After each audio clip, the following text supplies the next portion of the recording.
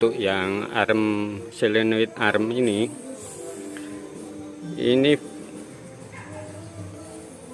valve depan lebih lebar, spool depan bagian depan lebih lebar, spool bagian depan lebih lebar, dan kita bisa membedakan dengan kita dorong valve-nya gini. Kalau yang unload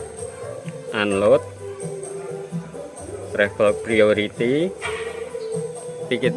ketika kita dorong ke depan, ini yang unload juga itu ringan. Ketika kita dorong ke depan untuk